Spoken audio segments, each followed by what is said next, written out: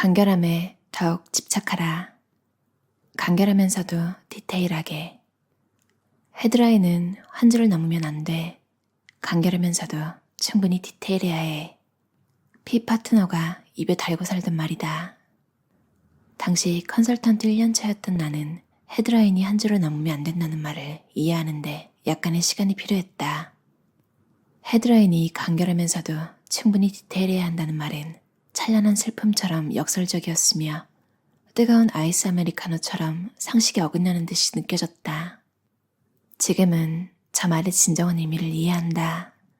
간결함과 디테일은 서로 상치된 개념이 아니며 간결함을 추구하면서도 충분히 세밀한 내용을 담을 수 있다는 것을 알기 때문이다. 윤석철 교수는 간결함의 미덕에 대해 삶의 정도 서문에서 아래와 같이 설파했다. 세상이 복잡해지면서 사람들의 머릿속 생각이 복잡해지고 욕망과 가치관이 복잡해진다. 기업도 조직이 복잡해지면서 경영 이념과 목표가 혼란에 빠지고 의사결정의 기준도 모호해진다. 기업이 시장에 내놓는 제품의 내용이 복잡해지면서 그 사용에 필요한 에너지 소모와 고장날 확률도 높아진다. 문자의 역사를 보면 6,000자가 넘는 쐐기 문자와 상형 문자들의 복잡한 체계가 한글처럼 20 내지 30개의 글자로 간결화되면서 문명 개화의 가속화가 시작되었다. 숫자도 마찬가지다. 10개의 숫자를 사용하는 십진법 대신 2개의 숫자만 사용하는 이진법의 간결성 덕분에 디지털 컴퓨터가 탄생했다. 스웨덴의 할리머는 해밍웨이에게 1954년도 노벨 문학상을 수여할 때 노인과 바다에서 느낄 수 있는 간결한 문체를 만들어낸 공로를 치하했다. 그 해밍웨이는 간결화의 비결을 묻는 질문에 필요한 말은 빼지 않고 불필요한 것은 넣지 않아야 한다고 답했다. 단순함은 궁극의 정교함. 레오나르도 다빈치는 단순함은 궁극의 정교함이다라고 했다. 이는 스티브 잡스가 평생의 모토로 삼았던 문장이다. 아인슈타인도 발명 원칙으로 더 이상 간단하게 만들 수 없을 때까지 간단하게 만들라는 신조를 갖고 있었다. 세계적 베스트셀러 작가인 세스 고디는 그의 저서 보랏빛 소가 온다에서 단순함의 위력을 다음과 같이 이야기한다. 매년 수백만의 방문객들이 피사의 사탑을 보러 온다. 이 탑은 광고된 그대로다. 기울어진 탑이다. 메시를 복잡하게 만드는 건 아무것도 아니다.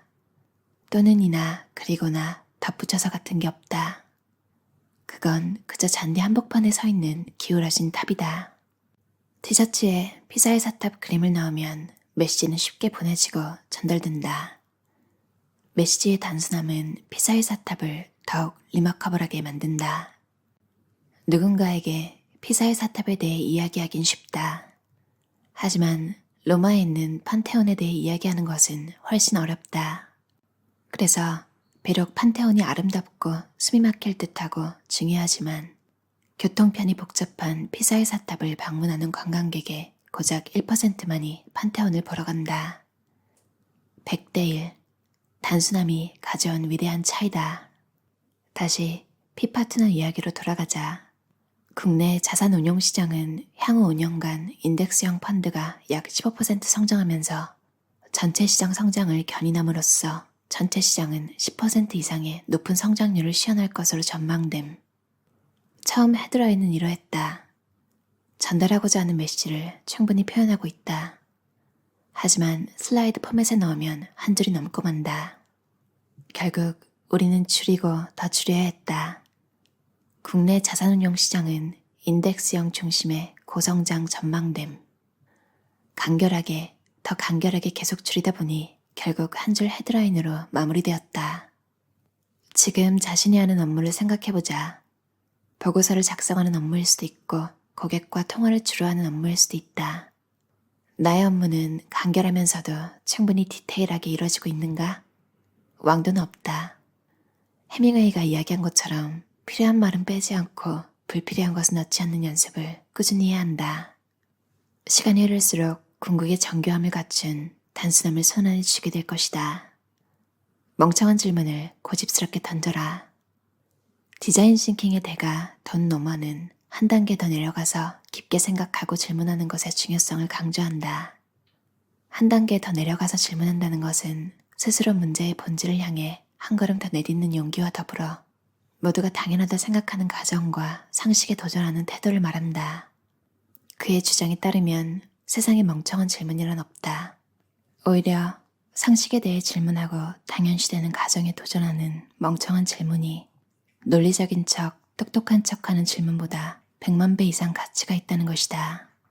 이제 막 말을 배운 아이들과 1시간 이상 대화해 본 적이 있는가? 세상에서 가장 높은 수준의 호기심을 갖고 있고 그 누구보다 명확하고 간결한 질문을 던지는 집단이 바로 이 꼬맹이들이다. 아빠, 왜 하늘은 파란색이야? 멍멍이는 왜 꼬리를 흔들어? 여자들은 왜 남자보다 머리가 길어? 하루에도 수많은 질문들이 쏟아진다. 엉뚱한 질문에 헛웃음이 나기도 하지만 진지하게 대답하려고 든다면 결코 대답하기 쉽지 않은 질문 투성이다. 돈 노먼은 멍청한 질문하기의 중요성에 대해서 아래와 같이 이야기했다. 오늘날의 교육 현장에서 발견되는 가장 큰 문제는 인간 행동, 심리, 사회 현상을 이해하기 위한 노력을 점차 등한시한다는 점이다. 학교 교육과정은 대신 단순한 지식과 기술을 연마하는데 더욱 많은 시간을 할애한다. 이에 따라 사람들은 문제를 접하게 되면 지금까지 본인들이 느끼고 경험하고 알고 있던 지식에 근거하여 문제를 해결하려고 든다. 하지만 나는 다시 문제 해결의 본질로 돌아가야 한다고 생각한다. 모두가 고개를 끄덕이는 현상에 대해서 과감히 멍청한 질문을 던짐으로써 모두를 잠시 멈칫하게 하는 것이 필요하단 말이다. 이를 멍청한 질문이라 폄하하더라도 상관없다. 오히려 너무나도 명확한 사실에 대해서 멍청한 질문을 던질 때 질문의 가치와 울림은 더한 법이다. 때로는 너무나도 명확한 것이 명확하지 않은 경우가 많다. 왜냐하면 그러한 현상, 상식과 지식은 모든 이들에게 질문되지 않고 오랜 시간 방치되어 왔기 때문이다. 망구불변의 지식조차 한 번쯤은 지식의 창문에 세워볼 필요가 있다. 다시 강조하자면 세상을 근본적으로 변화시키고 사람들의 삶을 바꾸는 혁신은 언제나 멍청한 질문으로부터 시작한다. 너무나도 당연시되는 것에 대해서 질문함으로써 우리는 기존에 우리가 갖고 있던 신념, 모두가 의존하고 신뢰하는 모범 답안과 접근 방법에 대해서 다시 한번 생각해보는 기회를 갖게 된다. 이는 말로 표현할 수 없을 만큼 커다란 가치를 지닌 순간이다. 멍청한 질문의 위력은 생각보다 세다. 고객사들이 비싼 비용을 부담하면서 컨설팅 프로젝트를 수행하는 이유 중 하나는 멍청한 질문을 구하기 위해서인 것 같다. 프로젝트에 착수하고 1주차에 접어들면 호기심으로 가득 찬 컨설턴트들은 고객사와 마주 앉아 수많은 질문들을 쏟아낸다. 의문현답이라는 말이 있다. 결과지상주의에 물들어 있는 사람들은 이 사자성어에서 의문보다 현답에 더 높은 가치를 둔다. 하지만 현답이 있기 전에 의문이 있었음을 명심해야 한다. 현답을 이끌어내는 의문의 위대함을 놓치지 않는 데에서 업무 능력의 수준이 갈린다. 오늘부터 멍청한 질문을 시작해보자. 그리고 멍청한 질문을 하는 동료들에게 진심으로 감사하자. 새로운 아이디어가 샘솟을 수 있도록 마중물이 되어주는 멍청한 질문의 위력을 느낄 수 있을 것이다. 작은 성공으로 스스로를 격려하라. 작은 성공을 위해서는 상상 이상으로 작게 시작해야 한다. 우리가 익히 들어 알고 있는 세계적 기업들도 사업 초기에는 철저히 작은 영역에서 성공을 만끽하며 몸집을 키웠다. 페이팔을 설립하여 세계적인 기업가이자 투자가로서 명성을 날리고 있는 피터 틸은 그에 져서 제로투원에서 다음과 같이 이야기한다. 모든 스타트업은 아주 작은 시장에서 시작해야 한다. 너무 작다 싶을 만큼 작게 시작하라. 당연하게도 큰 시장보다 작은 시장을 지배하기가 더 쉽기 때문이다. 큰 시장은 좋은 선택이 아니다. 틈새 시장을 만들어내 지배하게 되었다면 그때 좀 더 넓은 시장으로 서서히 사업을 확장해야 한다. 성공한 회사들은 특정 틈새 시장을 지배하고 인접 시장으로 확장하는 계획을 창업 단계에서부터 세운다.